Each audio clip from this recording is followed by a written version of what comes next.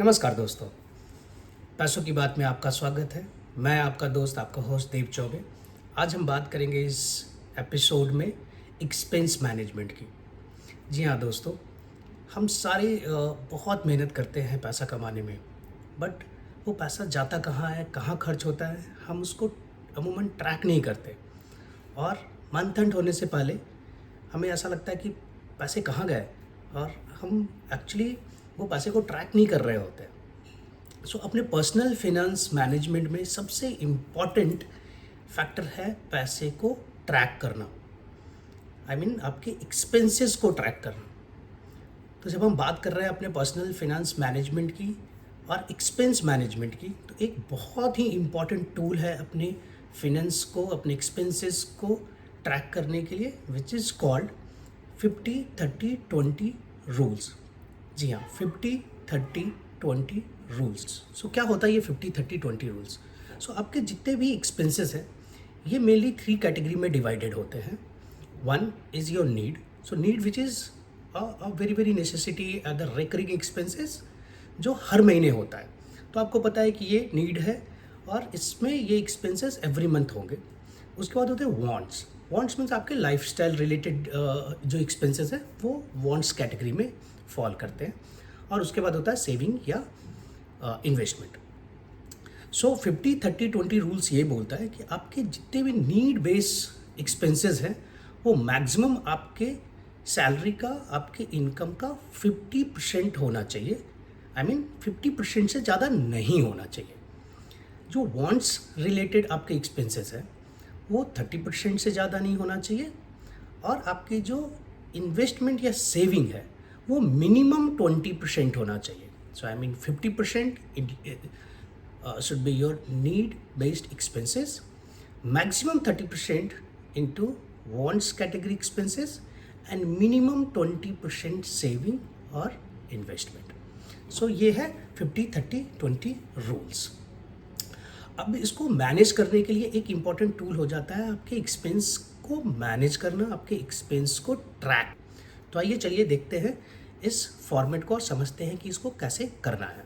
सो यहाँ पे मैंने एक हाइपोथेटिकल एग्जांपल ले लिया है मिस्टर ए का, जिनकी नेट इनकम 50,000 रुपीज़ है और वो अपने मंथली बजट को सेम 50-30-20 रूल्स में डिवाइड करते हैं और उसको ट्रैक करते हैं। तो आइए देखते हैं एक्सेल शीट पे ये कैसा दिख रहा है। सो मैंने अकाउंट बैलेंस लिया है, opening account balance, saving account और salary account. Total income is 50,000, जो मैंने सिर्फ सैलरी में लिया हुआ है। सो यहाँ पे मैंने एक बजट डाला है और एक need essential expenses 50%, so 25,000 is a budget. Actual पे हम बाद में आते हैं। 15,000 इन वांट्स लाइफस्टाइल एक्सपेंसेस जो है वो 15,000 लिया है, 50,000 का 30% लिया हुआ है। अब यहाँ पे आप अगर देखेंगे तो मैंने इसके एक्सपेंस ट्रैकर बनाया है। सो सबसे पहले मैंने जो एक्सपेंस ट्रैकर में रखा है वो वांट्स रिलेटेड एक्सपेंसेस है। ऐसा क्यों है? क्योंकि सबसे ज़्यादा जो ट्रांजेक्शन होता है वो वांट्स रिलेटेड एक्सपेंसेस में होता है। Food, your entertainment, your shopping, lifestyle expenses, ये डेली एक्सपेंसेस हैं और ये इसको डेली ट्रैक करना इंपॉर्टेंट है, इसलिए इसको मैंने फर्स्ट कैटेगरी में रखा है।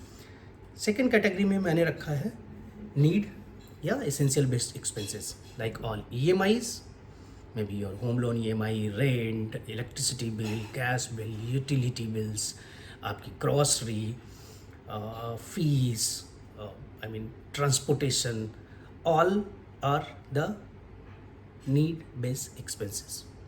सो इसको ट्रैक करना और इसको बजट करना थोड़ा आसान होता है, बिकॉज आपको पता है कि पूरे महीने में इतनी EMI जानी है, इतना फिक्स एक्सपेंसेस है, तो आप इसको ट्रैक करते हैं।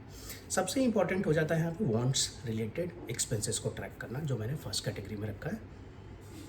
उसके बाद आ जाता है सेविंग या इन्वेस्टमेंट। सो ये तीनों कैटेगरी को जब आप डेली बेसिस पे ट्रैक करेंगे, मंथ एंड पे आपको एक फिगर ऐसा सामने दिख के आएगा जो मैं यहाँ दिखा रहा हूँ। सो यहाँ पे हमने एक्चुअल एक्सपेंसेस दिखाए। So need based expenses actually हमने बजट किया है 25,000 रुपीज़, बट यहाँ जो एक्सपेंसेस है वो 5,500 रुपीज़ है। इट मीन्स 500 एक्सेस एक्सपेंसेस आपके नीड बेस एक्सपेंसेस में हो रहे हैं। अब इसको मैनेज करने के लिए या तो अपने नीड बेस एक्सपेंसेस को एनालाइज करें, जिसको हम कट डाउन कर सकते हैं उसको कट डाउन करें, और अगर ये नहीं हो सकता तो फिर भी ये ऑलमोस्ट बजट के आसपास है, विच इज़ ओके। दूसरे कैटेगरी में अगर आप देखेंगे 15,000 हमने रखा है 30% ऑफ योर सैलरी, जो वांट्स रिलेटेड एक्सपेंसेस है। यहाँ पे for this month this is showing 9,600। It means 5,400 rupees यहाँ पे हम बचा रहे हैं। ये एडिशनल सेविंग है जो आपके एक्सपेंसेस में कट डाउन करके बच रही है। और सेविंग में हमने 20% रखा है, विच इज़ 10,000 रुपीज़। अब आते हैं वांट्स रिलेटेड एक्सपेंसेस में। अगर ये एक्सपेंसेस बिलो 30% है, विच इज़ गुड, देन आप अमूमन लाइफस्टाइल एक्सपेंसेस पे बहुत ज़्यादा पैसा नहीं खर्च कर रहे हैं, which is good for your financial planning. So यहाँ आते हैं और देखते हैं इसका इम्पैक्ट क्या है। कैटेगरी में हम बात कर रहे हैं, उस बंदे का एज है 28 ईयर्स। सो उसके रिटायरमेंट में अभी भी 32 ईयर्स बचे हुए हैं। सो जो 10,000 रुपीज़ मिस्टर ए सेव कर रहे हैं एवरी मंथ, अगर वो पोर्टफोलियो एक बैलेंस पोर्टफोलियो बनाए, I mean large cap, mid cap और स्मॉल कैप का एक सर्टेन प्रोपोर्शन में, जो कि एक सेपरेट वीडियो में हम बात करेंगे कि आपका पोर्टफोलियो का मिक्स कैसा होना चाहिए आपके रिस्क प्रोफाइल के हिसाब से।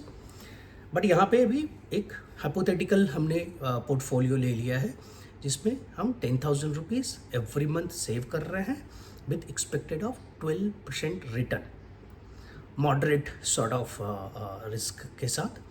सो यहाँ पे आउटकम क्या आ रहा है, 28,40,000 विथ 12% ऑफ इंटरेस्ट और 12% ऑफ रिटर्न। ये पैसा आपको आपके रिटायरमेंट पे मिलेगा 3.89 crore.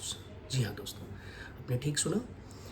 At the age of 28 years, if you are investing 10,000 rupees every month in a moderate portfolio, mutual fund, equity और maybe large cap, mid cap और small cap में, so ये देखा गया है कि last 10-20 years का जो average return है इस moderate portfolio के साथ वो 12% आ जाता है। So considering the 12% return on the investment, आपका मैच्योरिटी वैल्यू होगा अराउंड 3.89 करोड़। सो अगर आप 50,000 के सैलरी पे हैं, अपने 20% भी सैलरी का सेव करते हैं, पोर्टफोलियो आप उसको बैलेंस रखते हैं, तो भी आपको मोटा मोटा 3.5-4 करोड़ का एक कॉर्पस मिल जाता है आपके रिटायरमेंट में। अब बात करते हैं आपके एक्सपेंस मैनेजमेंट से होने वाले बेनिफिट की। सो जैसे यहाँ पे मैंने दिखाया 5,400 रुपीज़ हमने सेव किया, जो बजटेड नंबर था उसमें। अब अगर ये थोड़े पैसे किसी महीने कम होगा, किसी महीने ज़्यादा होगा, कुछ इमरजेंसी फंड होंगे, कुछ मेडिकल इमरजेंसी हो सकते हैं और अदर एक्सपेंसेस हो सकते हैं। सो ये मान के चलते हैं कि 50,000 के आपके टोटल, अगर हमने 2,000 रुपीज़ एडिशनल सेव किया इस एक्सपेंस मैनेजमेंट को ट्रैक करके, सो उसका इम्पैक्ट देखते हैं। सो monthly investment 2,000 rupees with the same sort of 12% return on your portfolio, 32 years time आप सेव करते हैं 7.68 lakhs, बट ये आपको रिटर्न देता है around 77.83 lakhs with 12% of expected और प्रोजेक्टेड रिटर्न्स। सो आप अगर ये एक्सपेंस मैनेजमेंट करते हैं और 50,000 की एक सैलरी हाइपोथेटिकल जो हमने लिया है, आप सिर्फ 2,000 रुपीज़ भी ये एक्सपेंस मैनेजमेंट ट्रैकिंग करके अगर बचा पाते हैं, ये आपके रिटायरमेंट वैल्यू में अराउंड 70 to 80 lakhs रुपीज़ का एक एडिशनल कॉर्पस क्रिएट करके दे सकता है। सो आप ये फॉर्मेट यूज़ कीजिए और अपनी डेली एक्सपेंसेस को, अपने मंथली एक्सपेंसेस को बजट कीजिए और उसके एक्चुअल एक्सपेंसेस को ट्रैक कीजिए। मैं आपका दोस्त, आपका होस्ट, ऐसी नॉलेजेबल। सो आपके पोर्टफोलियो, आपके रिस्क के हिसाब से आपका पोर्टफोलियो क्या होना चाहिए, उसमें और क्या क्या चीज़ों का आपको ध्यान रखना है, ताकि आपका जो प्रोजेक्टेड रिटर्न है वो ज़्यादा इफेक्ट ना हो और आप एक फुल प्रूफ और एक बैलेंस रिटायरमेंट प्लानिंग कर पाए। तब तक के लिए थैंक यू सो मच। आपको सब्सक्राइब नहीं किया तो प्लीज़ मेरे चैनल को सब्सक्राइब कीजिए। Thank you so much. धन्यवाद।